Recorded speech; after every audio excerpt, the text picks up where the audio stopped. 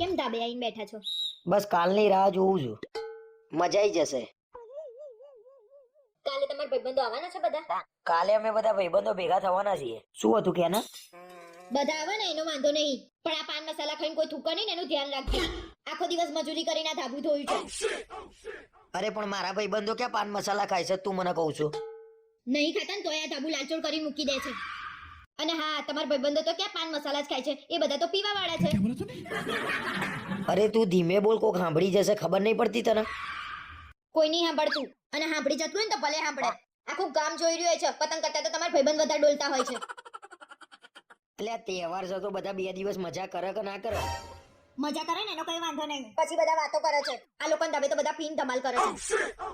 સોસાયટીમાં કોણ આવી વાતો કરે છે? કોઈ પીન ધમાલ નહીં કરતું. અને બધા આખો દિવસ થાક્યા હોય તો એનર્જી ડ્રિંક તો પીવા કે નહીં? એનર્જી ડ્રિંક કે ના પીવાય? અરે મૂકો ને તમારી વાતો, મારું માથું ના ચડાવશો. અને હા, કાલે જમવાનું બનાવવામાં આવશે નહીં. મહેરબાની કરીને મને હેરાન ના કરતા. તો કાલે શું મારા ધાબામાં હવા ખાઈને જીવવાનું છે? તમારે હવા ખાવી હોય, જે ખાવું હોય એ ખાઈને જીવજો. આ તો વિચારણ ભેગા કરશે ને જમવાનું બનાવવાનું મારે, અને 3 વાગ્યા સુધી તો હું નવરી ના થઉં. એટલે ભાઈ હું ફોન કરીને ના જ પાડી દઉં છું કે તમે લોકો આવતા નહીં કાલે. અને તારો છે ને આમાં તહેવાર આવવાને એટલે ઝઘડા જોઈ છે. તાર બેનપણીઓને ના જ પાડી દેજે આવો નહીં. અને ફોટો કઈ પાડવાનું જ નહીં 2 દિવસ. આમાં મારી બેન પડ્યો ક્યાં વચ્ચે આવી? તમારા ભાઈબંધો કરતા તો લાખ દરજે હારી છે મારી બેન પડ્યો. અને તમારા ભાઈબંધના ત્યાં જવું હોય તો જતા રહેજો. બાકી મારી બેન પડ્યો તો આવવાની અને ફોટોગ્રાફી થવાની. રિયા ભાભી આવવાના ને ધાબે એટલે મને કાઢી મૂકવાનો પ્લાન છે આનો. ના હું શું લેવા મારા ભાઈબંધના ત્યાં જવું? ઉત્તરાયણ તો હું મારા ધાબે જ કરે ભાઈ.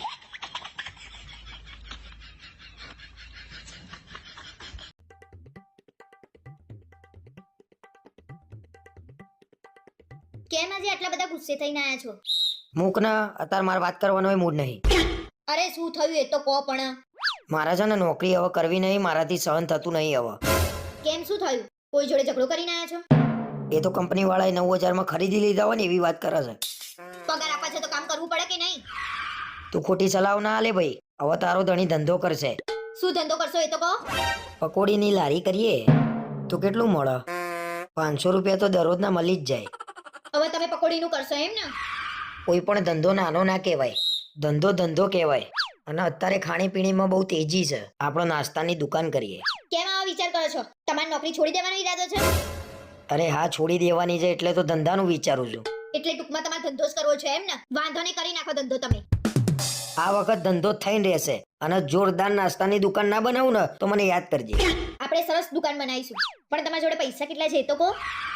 10,000 જેવું રોકડા પડ્યા છે અને 20-22,000 જેવું ખાતામાં પડ્યું હશે. 30,000 માં તો ખાલી દુકાનની ડિપોઝિટ જ ભરાશે. બીજું બધું કેમનું કરશું એ તો કહો. અરે એ તો બધું થઈ જશે. તમે છાનામાના નોકરી ચાલુ રાખો. શેઠિયો મારે ને તોય નોકરી તો કરવાની જ છે.